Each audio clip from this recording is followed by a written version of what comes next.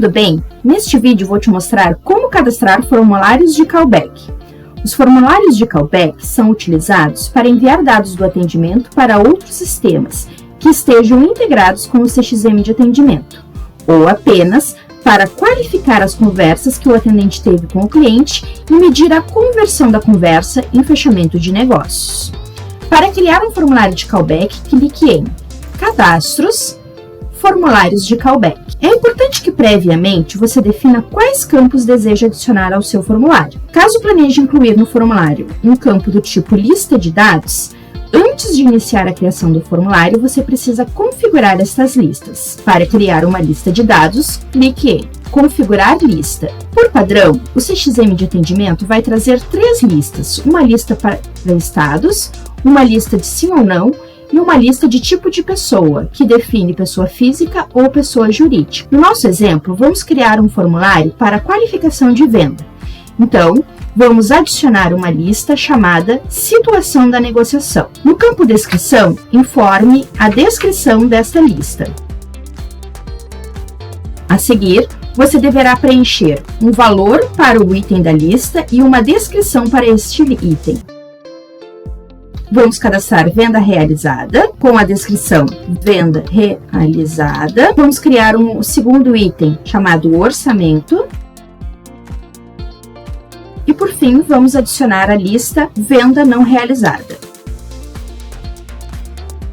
Você poderá adicionar mais linhas à sua lista, clicando em inserir linha, como também excluir uma linha e modificar a ordenação da sua lista. Para alterar a ordenação, clique no item e arraste para a posição que deseja incluir. Ao finalizar a sua lista, clique em salvar. Pronto! Agora nós já criamos uma lista e podemos partir para a criação do nosso formulário de callback. Vamos clicar em formulários de callback no botão adicionar. Será necessário informar uma descrição para o seu formulário.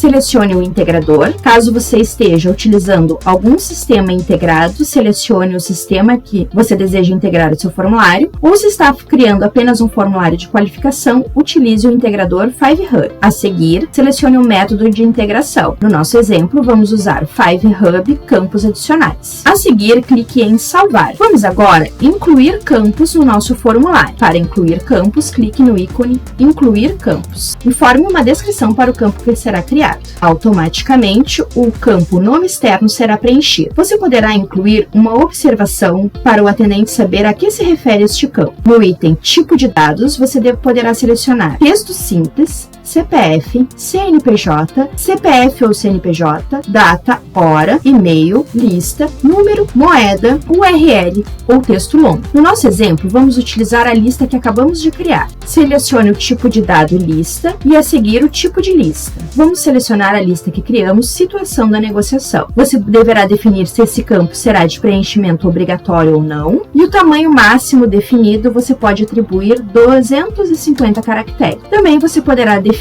se esse campo será um campo condicional ou não. Ao definir um campo como condicional, você deverá definir quando este campo será exibido, qual a condição para ele ser exibido e qual o valor esperado. No nosso exemplo, o campo Situação da Negociação não será um campo condicional. Vamos clicar em Salvar. Caso você queira adicionar novos campos ao seu formulário, clique novamente em Adicionar. Agora, no nosso exemplo, vamos criar um campo condicional chamado Valor da Venda, que só será preenchido quando a situação da negociação for venda realizada. Vamos colocar uma descrição para este campo, chamado Valor da Venda. Novamente, o nome externo será preenchido, uma observação para o atendente, o tipo de dado, vamos definir que ele será uma moeda, ele vai ser um campo obrigatório, com tamanho máximo de 250 caracteres, e ele será um campo condicional, ou seja, ele só será exibido quando a situação da negociação for venda realizada. Então, vamos atribuir as condições para esse campo ser listado. Exibir campo quando a situação da negociação foi igual à venda realizada. Clicamos em Salvar. Já adicionamos os campos ao nosso formulário. Agora podemos testar o formulário. Para fazer o teste, clique em Formulários de Callback,